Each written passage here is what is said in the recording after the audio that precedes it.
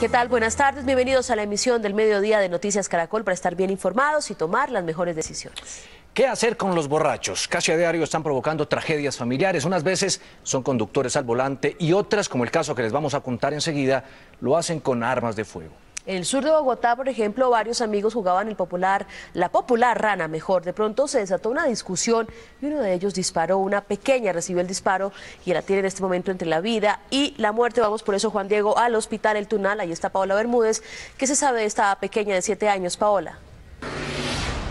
Hola Mabel, televidentes, buenas tardes. Su estado es crítico y reservado, está bajo coma inducido, aún no se conocen las secuelas porque es muy pronto para decidirlo. La pequeña solamente lleva unas 18 horas aquí en el Hospital El Tunal, al sur de Bogotá. Aquí fue intervenida ya quirúrgicamente, permanece bajo observación del cuerpo de neurocirugía en la unidad de cuidado intensivo pediátrico. Así estará por lo menos las próximas 72 horas. Ella es Daniela, una pequeña de tan solo 7 años. Ayer estaba jugando sobre su cama en el barrio Portal, en el sur de Bogotá, cuando una bala que habría sido disparada contra uno de sus tíos en una riña de borrachos terminó alojada en su cabeza.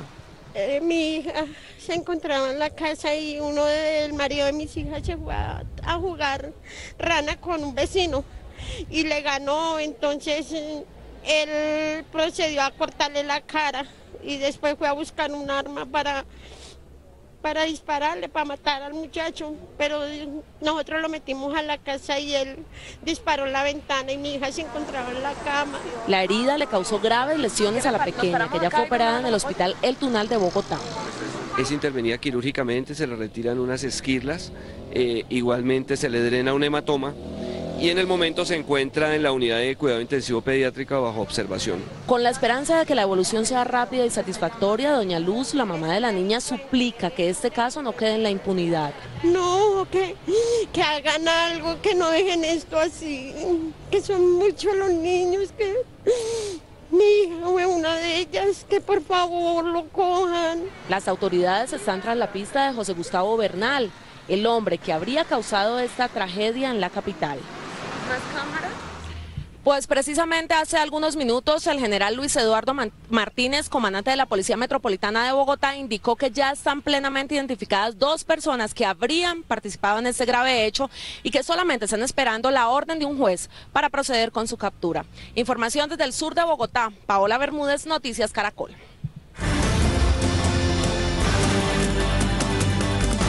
2 avances registra hoy el caso del joven Fabio Andrés Salamanca, quien en estado de embriaguez mató a 2 personas en Bogotá y dejó herido a un taxista hace 19 días. En directo vamos a Medicina Legal, donde se encuentra Juanita Gómez. ¿Cuál es la información, Juanita? Buenas tardes. Buenas tardes, Juan Diego. Lo primero es que aquí en Medicina Legal se espera que en los próximos minutos a Fabio Salamanca se le practique un nuevo examen médico, y esto para verificar si persiste o no un cuadro de estrés agudo que, recordemos, según se dijo en un principio, era el argumento que le impedía presentarse ante las autoridades. Y lo segundo es que las familias, los abogados de las familias víctimas de este accidente han confirmado que la audiencia de imputación de cargos contra Fabio Salamanca se realizará mañana en las horas de la mañana.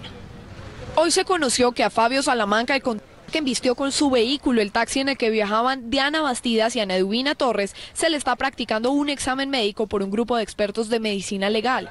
Se trata de una nueva valoración para verificar si persiste un cuadro depresivo agudo que, según se dijo inicialmente, le impedía presentarse ante las autoridades. Adicionalmente, según los abogados de las familias, la audiencia de imputación de cargos en contra de Fabio Salamanca se llevará a cabo este martes.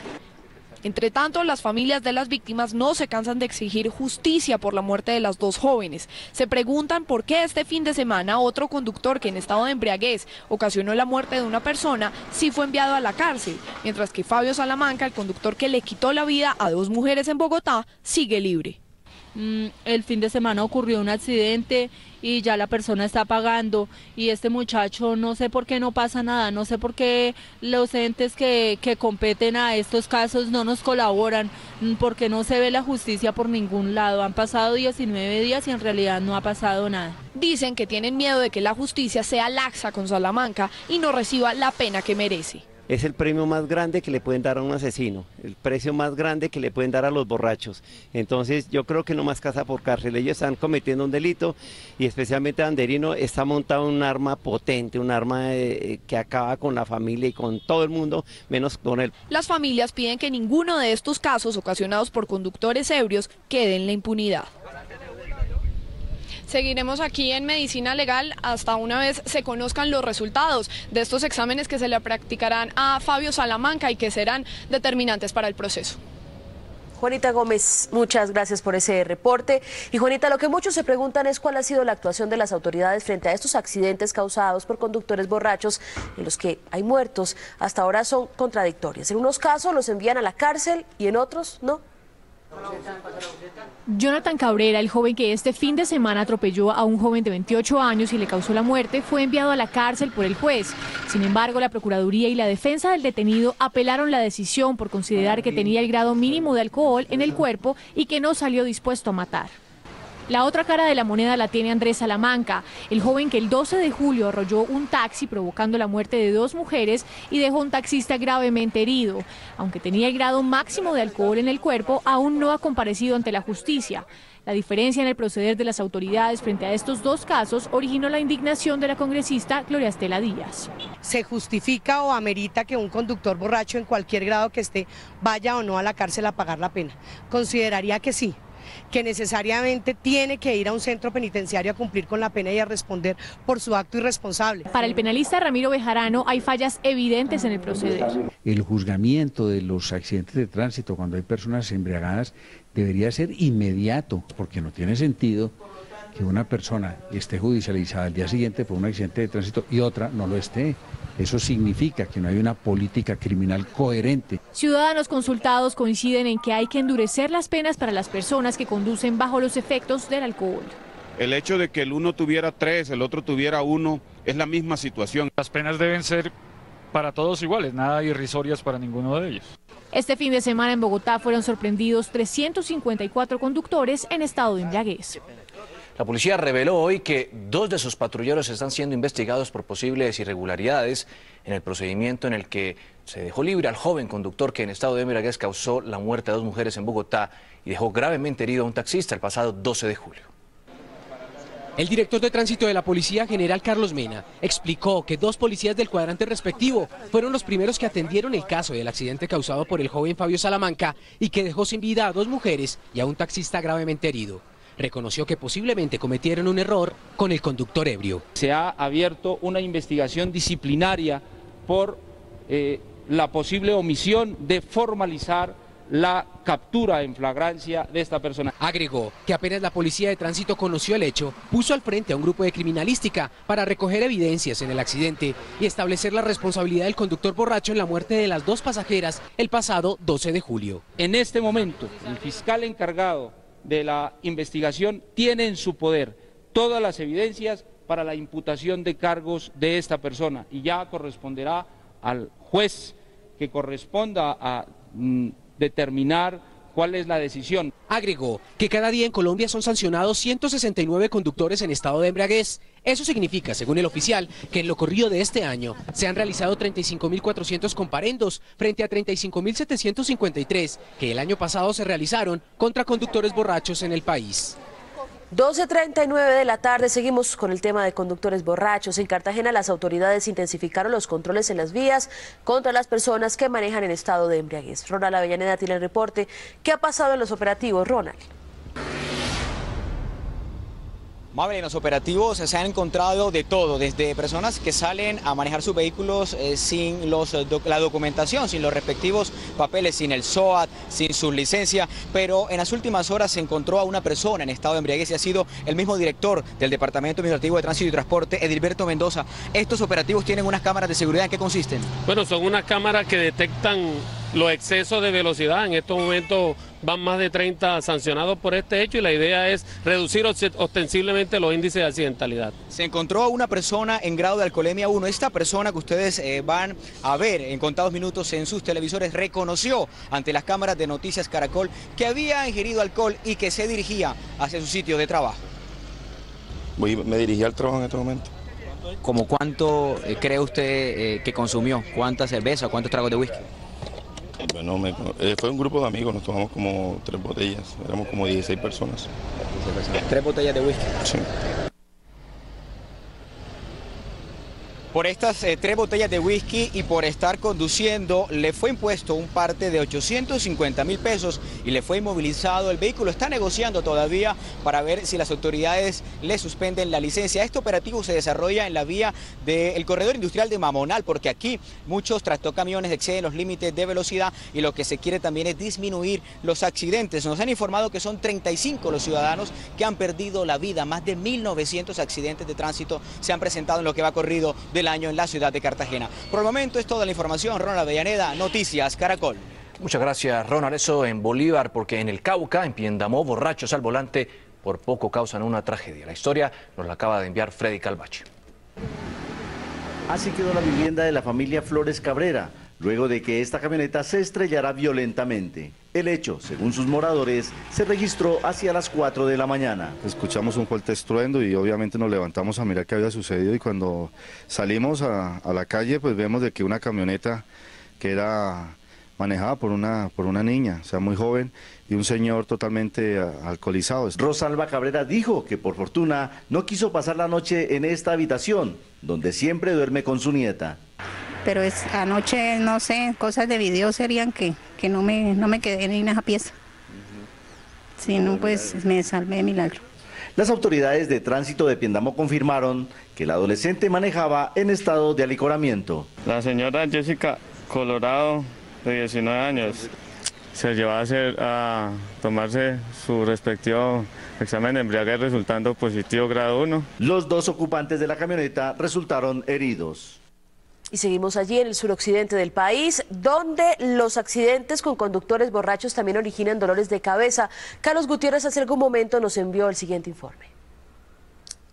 Los familiares de Luis Henry Carabalí, víctima fatal del accidente de tránsito que ocurrió en Puerto Tejada, Cauca, por causa de un conductor borracho, pidieron que se haga justicia. Esa irresponsabilidad, yo como conductor pues, también digo de que nunca lo haré andar conduciendo borracho.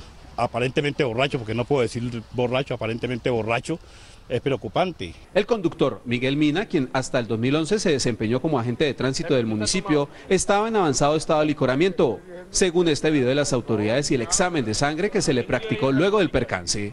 ¿Usted ingirió bebidas alcohólicas? ¿Ah? ¿Usted ingirió bebidas embriagantes? Pues de pronto sí.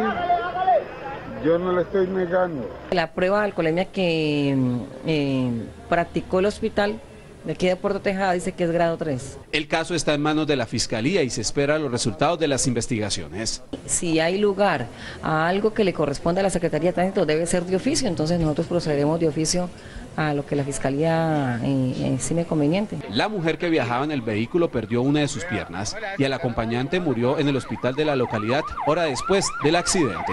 En Cali, Carlos Gutiérrez, Noticias Caracol. Y nuestro ojo de la noche, Edward Porras, también registró la racha de accidentes que se presentó en las últimas horas en Bogotá. Una joven de 19 años murió arrollada por una camioneta. Un trágico accidente de tránsito ocurrió sobre la carrera 30 con calle Tercera, donde una joven de 19 años fue arrollada por una camioneta. Yo venía bajando el puente cuando me alcancé a dar cuenta que la muchacha cruzó corriendo, ya como estaba comenzando a lloviznar, y ya a esa hora pues la camioneta colisionó con la muchacha.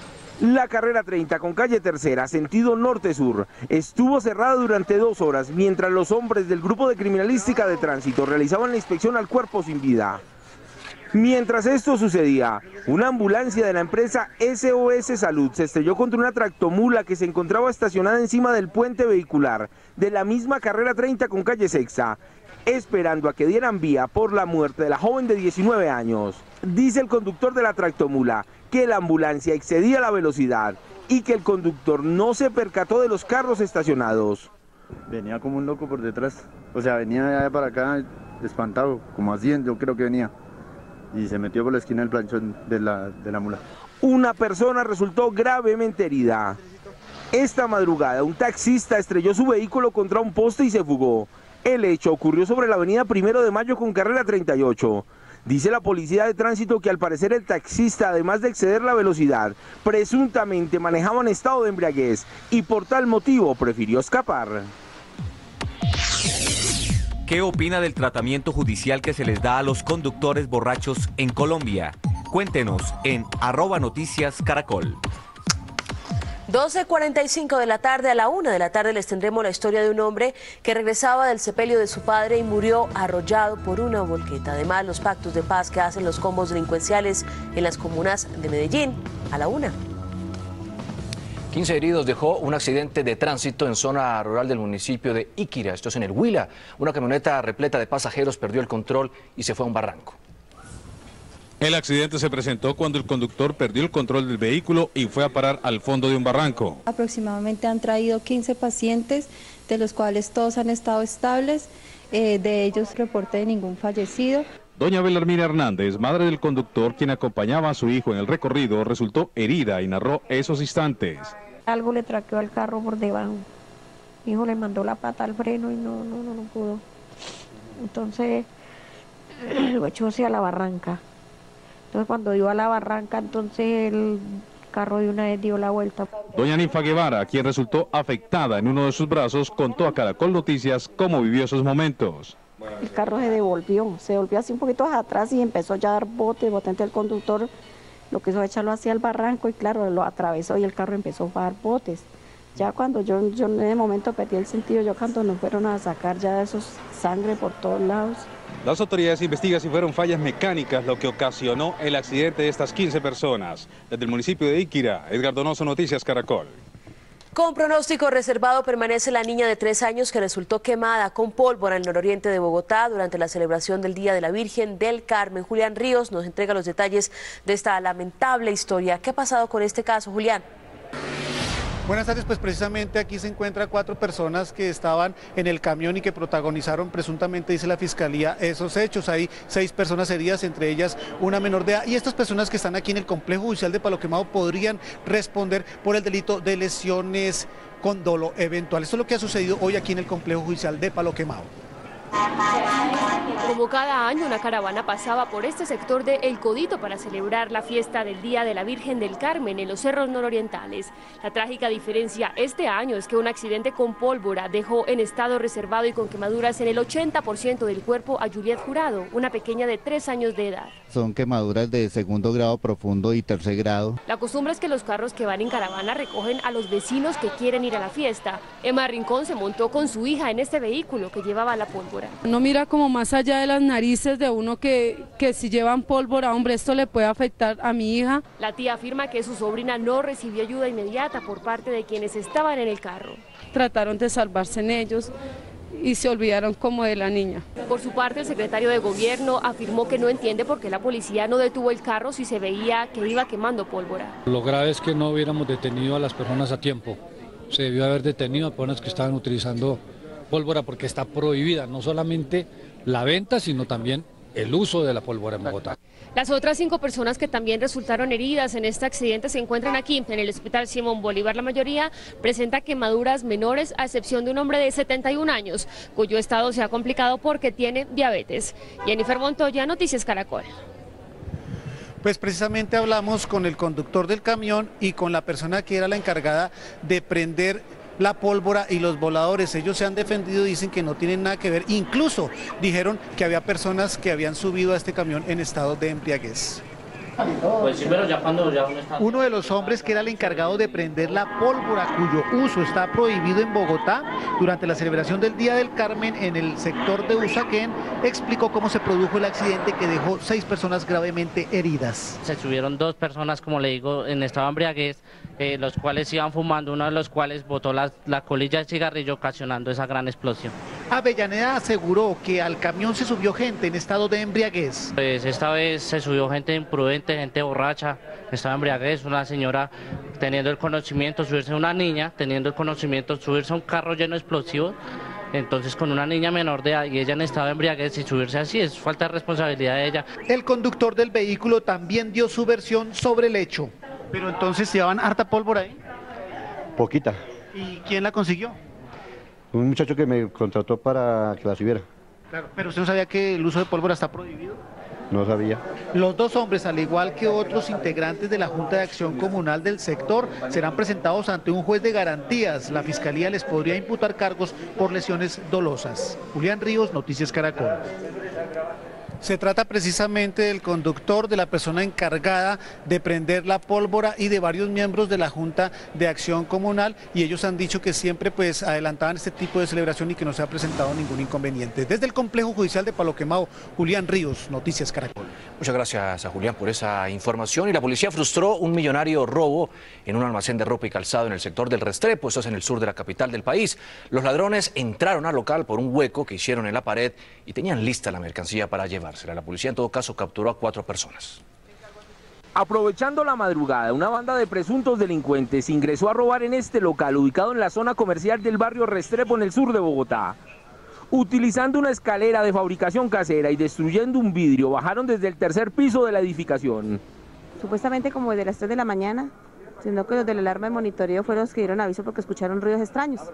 Dicen las autoridades que luego de abrir un hueco estuvieron durante 2 horas guardando en bolsas tenis, pantalones, chaquetas y hasta camisetas de la Selección Colombia. Obviamente la patrulla, dentro de su actividad operativa, le causa obviamente la curiosidad a esta reja.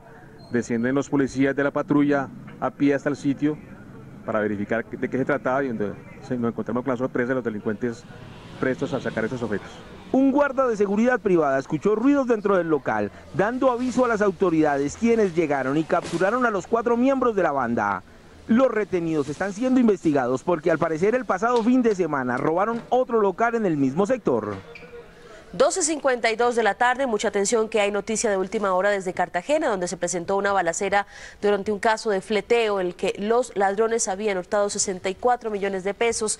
Una escolta de las víctimas reaccionó y disparó contra los presuntos ladrones que quedaron heridos en el piso. Toda la historia la tiene Ronald Avellaneda. ¿Qué pasó, Ronald?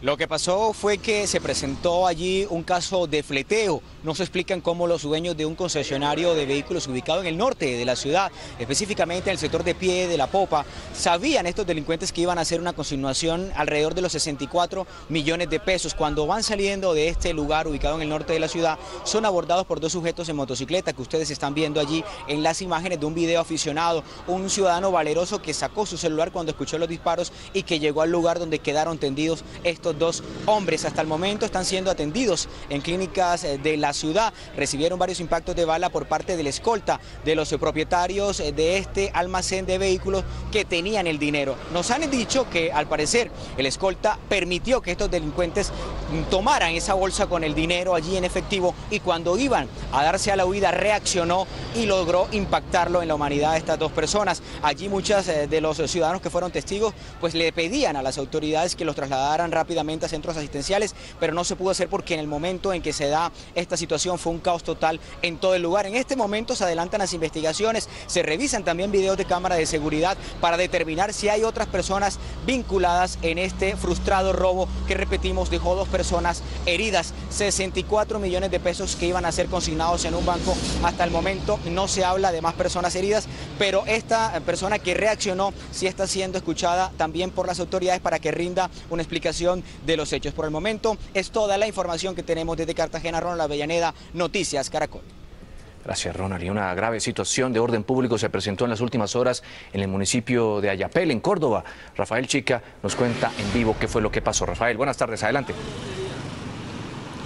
Muy buenas tardes. Le cuento que todo empezó al mediodía de ayer cuando sujetos motorizados visitaron los establecimientos comerciales de Ayapel y los ordenaron cerrar a nombre de las bandas criminales. En la tarde, en la noche, cerca de 300 o 500 personas visitaron la alcaldía y la destruyeron, al igual que la casa del alcalde, que fue saqueada, y establecimientos comerciales. 4 carros también fueron incendiados. Acabamos de llegar de Ayapel y preparamos el siguiente informe.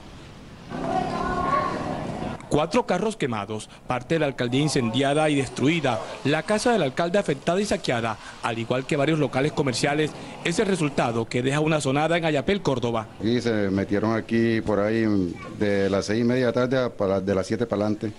Y mire cómo nos volvieron la vivienda. ¿Ve? Hombre, fueron unos momentos de mucha angustia, sobre todo aquí con la personal de la tercera edad. Aunque hay una tensa calma y el pueblo se encuentra militarizado, el comercio no ha abierto sus puertas, hay un paro generalizado.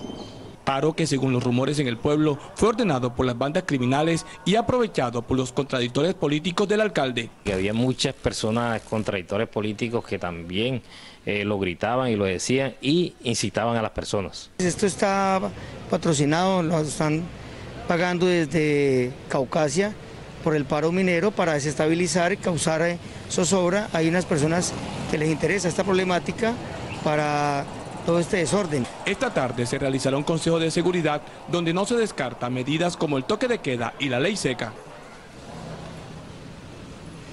El Consejo de Seguridad se realiza a esta hora a puerta cerrada en la alcaldía de Ayapel. Quedamos a la espera de las conclusiones del mismo. La información desde Montería, Rafael Chica Guzmán, Noticias Caracol. Estamos atentos, Rafael, gracias. Un grave incendio provocó pánico anoche en Santa Marta. 500 personas resultaron intoxicadas por la inhalación de químicos peligrosos. Luis Oñate con toda la historia. Luis. Buenas tardes. Sí, apenas las autoridades ambientales y las autoridades sanitarias están haciendo la verdadera investigación para determinar qué fue realmente lo que aconteció en esta bodega situada en el nororiente de la capital del Magdalena, donde se registró un incendio y este provocó un humo que arropó gran parte de la ciudad. Podemos ver en estas imágenes cómo quedó parte de la bodega y unos químicos que aún no fueron consumidos por las llamas. El fuego comenzó antes de las 8 de la noche, según los vecinos del sector de Los Almendros, en el nororiente de Santa Marta.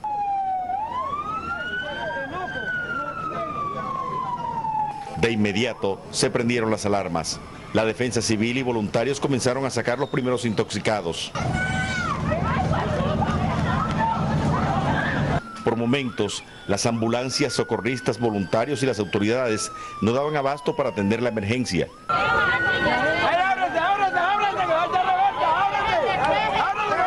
La brisa había esparcido el humo tóxico en buena parte del norte y el oriente. Está la alerta roja en las diferentes clínicas y puestos de salud que tienen que atender a cualquier persona que vayan con esta clase de intoxicación. Pasadas las 12 de la noche el incendio comenzó a ser controlado. Estamos trabajando con el protocolo para fertilizantes, eso es lo que estamos trabajando, vamos a hacer la extinción con agua en estos momentos. Fue necesario evacuar los barrios de los alrededores. Necesitamos que el personal, la comunidad como tal, yo sé que está preocupado por sus viviendas, pero hay que evacuar porque es bastante tóxico ese producto. A la gente le tocó dormir donde familiares, amigos y vecinos y algunos no pudieron dormir. Según los bomberos, se trató del incendio de varias toneladas de fertilizantes a base de nitrógeno, fósforo y potasio, utilizado en cultivos de palma y café. Bien temprano la gente comenzó a regresar a sus viviendas, asimismo llegaron las autoridades encabezados por el secretario de Gobierno Carlos Payares, quien dijo que la situación fue grave porque no se manejaron algunos protocolos por parte de la empresa dueña de la carga. Nos sorprende que los funcionarios que se encontraban en la bodega no solo no saben decir de quién era la carga, sino que ni siquiera sabían qué tipo de productos tenían almacenados en esas bodegas. Eso me parece muy grave, que no haya ni siquiera un plan de contingencia dentro de las propias bodegas y por otra parte ni siquiera hay una información adecuada para ser suministrada a los organismos de socorro. A última hora hemos conocido que aún no se ha permitido el ingreso de los técnicos especialistas ambientales ni de la Secretaría de Salud para hacer la inspección luego de controlar el incendio, porque los dueños de la carga no han llegado a la ciudad de Santa Marta. La información desde la capital del Magdalena con Luis Oñate Gámez, Noticias Caracol. Los hechos más importantes de Antioquia están a la 1 de la tarde en Noticias Caracol. Una mirada más profunda, más analítica, más detallada. A la 1 de la tarde, Noticias Caracol es Antioquia. Noticias Caracol, primero en noticias.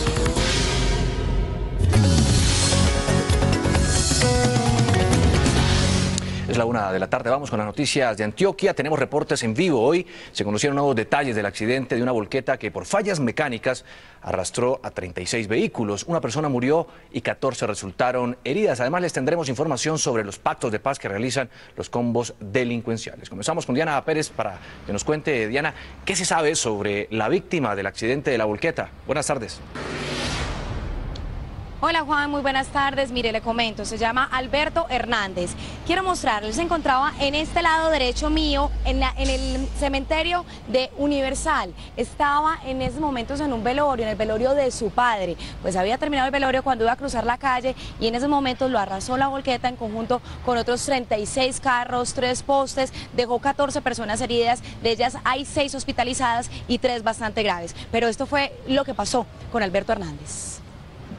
La tragedia de Luis Hernández no da tregua. Mientras asistía al entierro de su padre, le avisaron que su hermano Alberto, que hace minutos lo estaba acompañando en la ceremonia religiosa, murió atropellado por una volqueta. Venía a coger un taxi en ese punto y en ese punto venía un sobrino en una moto. Entonces se pararon a hablar ahí y ahí fue donde lo arrollaron. Esta fue la pendiente por la cual pasó a gran velocidad la volqueta, llevándose 36 vehículos a su paso. Aseguran representantes de los conductores de volquetas que el carro pesaba aproximadamente 12 toneladas, más la carga que traía. Eso es lo que le piden a las autoridades investigar. La volqueta iba cargada de piedra y de tierra. Vamos entonces en todo este proceso a verificar si cumplía con la norma de llevar el tonelaje permitido.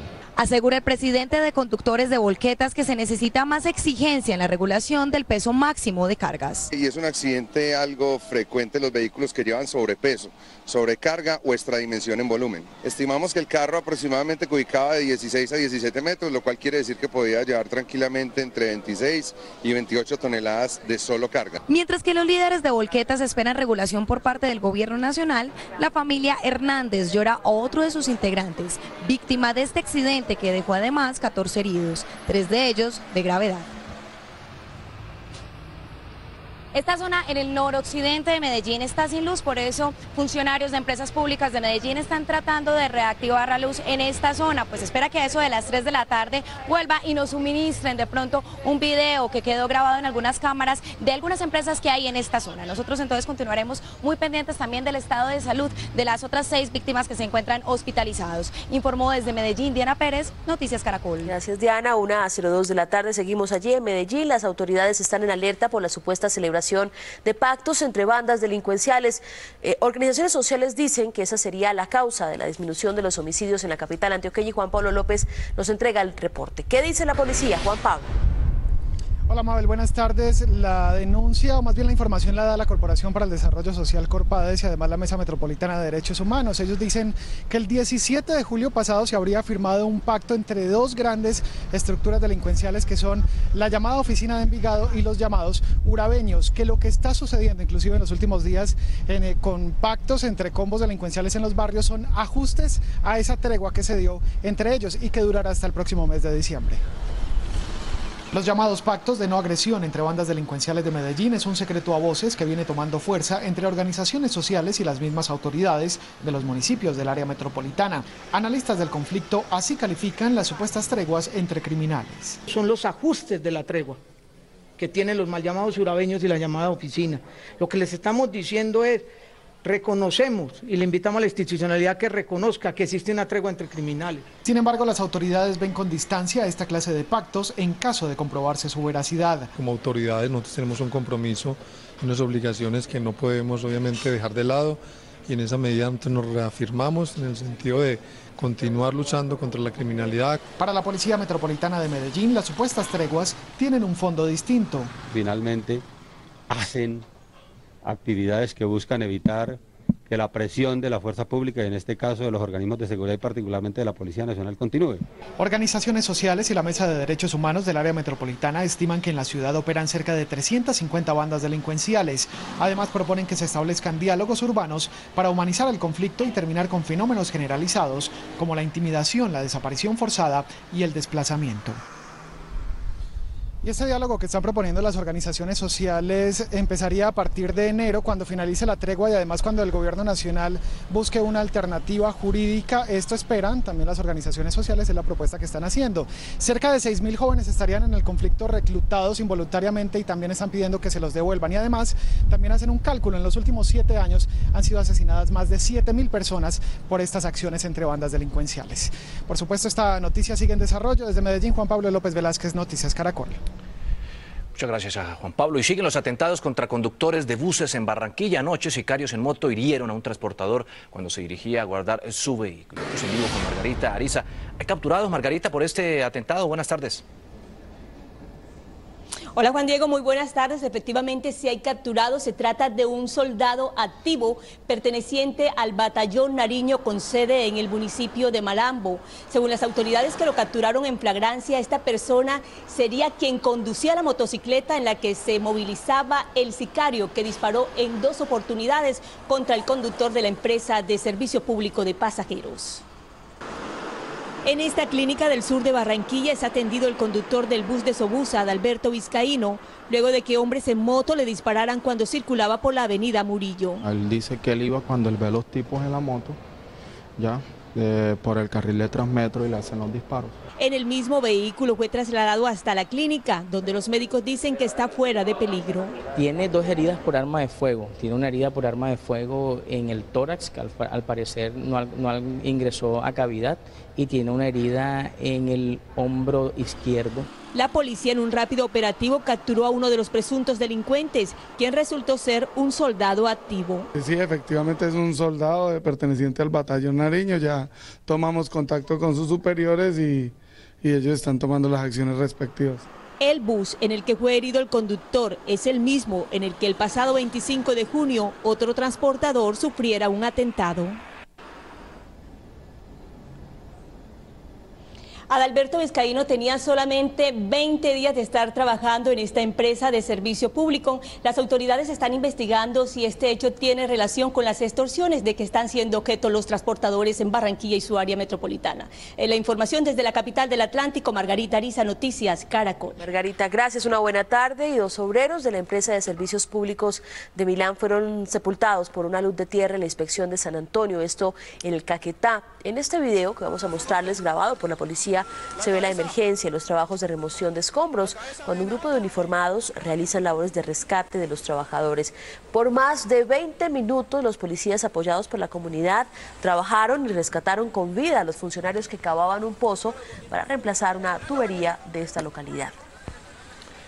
Habitantes del corregimiento Morichal, en el departamento de Casanare, bloquearon una vía para impedir el tráfico de tractomulas al servicio de la industria petrolera en protesta por el incremento de accidentes de tránsito que han cobrado la vida de más de 10 personas en los últimos 3 meses. Según miembros de la comunidad, ni el gobierno ni las petroleras se han interesado en reducir los índices de accidentalidad, situación que según ellos mismos los obligó a tomar esta medida, cerrar la vía. Entre tanto, la policía de tránsito dio 2 duros golpes a las bandas delincuenciales y a las FARC en Cundinamarca y Valle del Cauca. El primer caso se registró en la vía que de Cali comunica con Andalucía, Valle del Cauca. Allí fueron interceptados 2 supuestos guerrilleros de las FARC que se movilizaban en una bicicleta con 13 granadas y un mortero, con los que según las autoridades pretendían realizar un atentado terrorista.